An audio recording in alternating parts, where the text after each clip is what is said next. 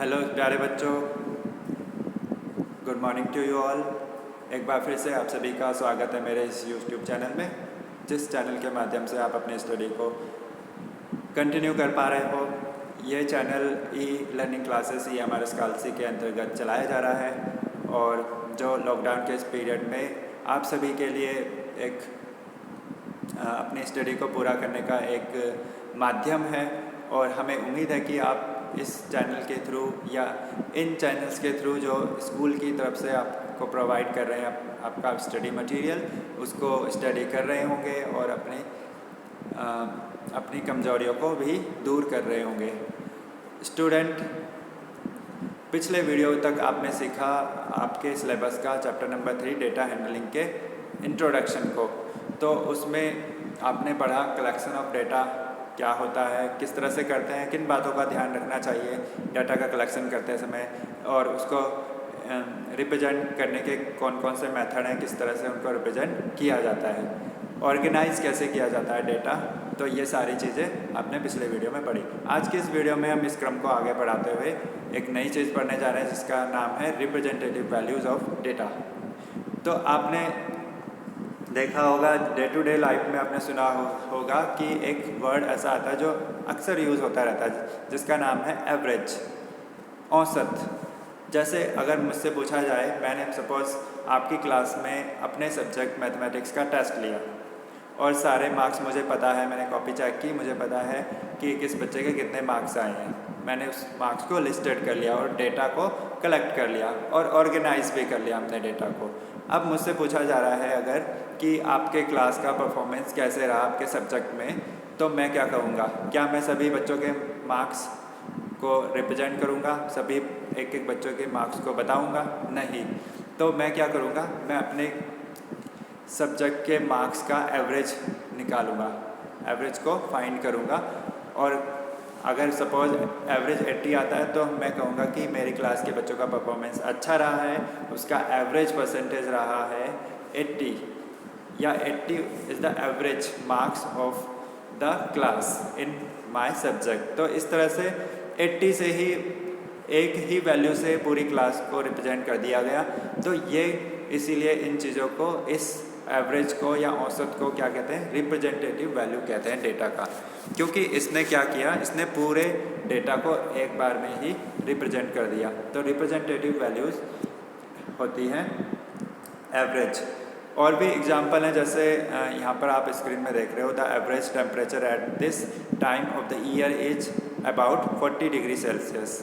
या और भी है, the average age of people in my class is 12 year. तो ऐसे कई सारे स्टेटमेंट हम सुनते हैं जिसमें एवरेज वर्ड का यूज़ किया जाता है।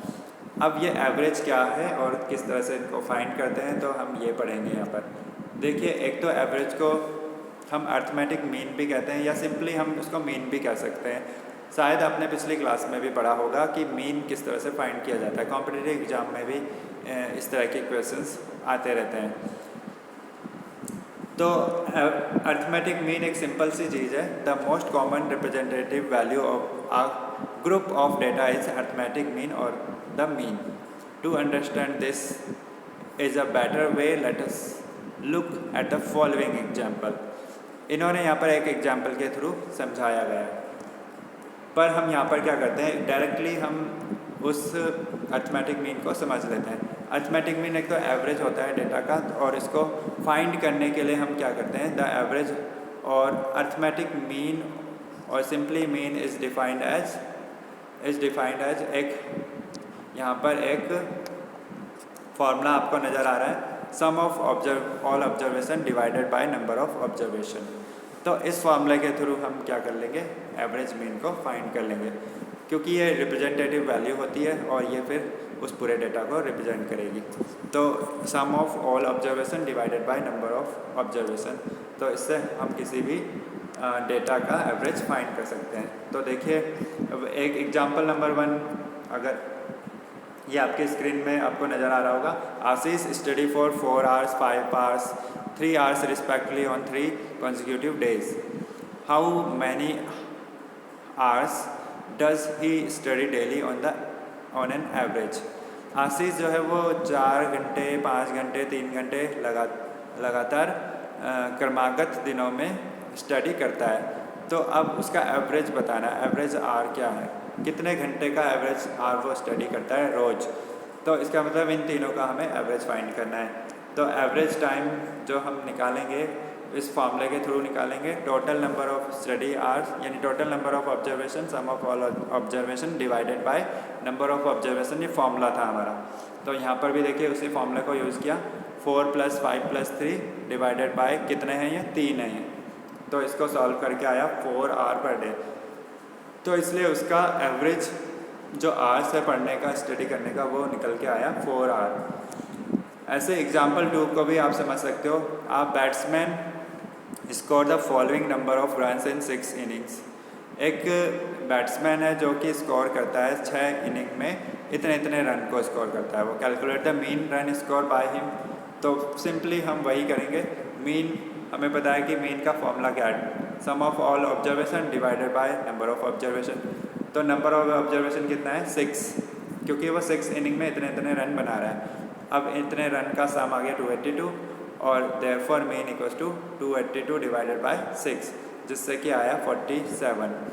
तो 47 is the mean run score in an innings. तो इस तरह से ऐसे क्वेश्चंस को किया जा सकता है, मीन को फाइंड किया जा सकता है। तो बहुत ही सिंपल था। अब हम पढ़ेंगे नेक्स्ट रिप्रेजेंटेटिव वैल्यू, रेंज। मतलब रेंज क्या होता है। तो देखिए, the difference between the highest and lowest observation gives us an idea of the spread of the observation. जब कभी हमें किसी भी इवेंट से रिलेटेड या कोई भी डेटा हमें दिया हुआ होता है, तो उस डेटा में कोई ना कोई हाईएस्ट वैल्यू होती होगी, कोई ना कोई लोवेस्ट वैल्यू होती है। तो उसका अब चाहे वो कितना भी ज़्यादा डाटा क्यों ना हो, कितना भी बड़ा डाटा क्यों ना हो, उसमें हाईएस्ट और लोवेस्ट वैल्यू तो होती ही है।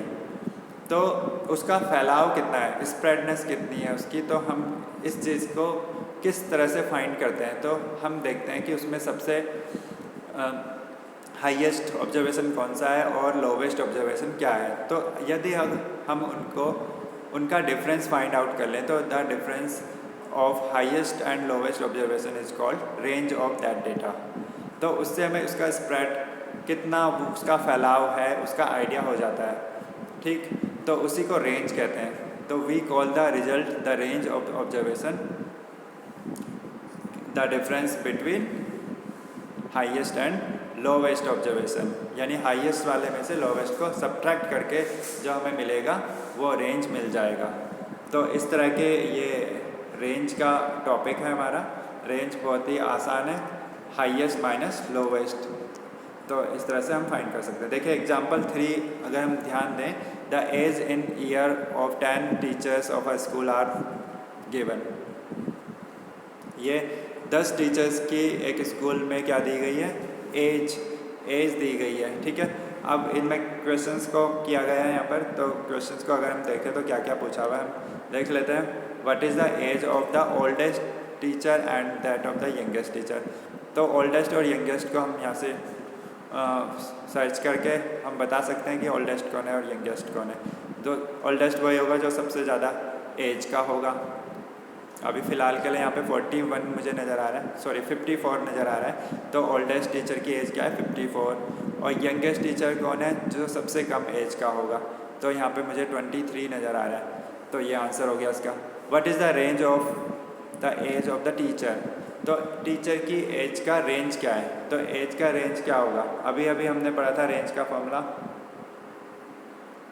रेंज क्या होता है, highest observation minus lowest observation. तो हाईएस्ट हमें यहाँ पे क्या नज़र आया, 54 और लोवेस्ट 23।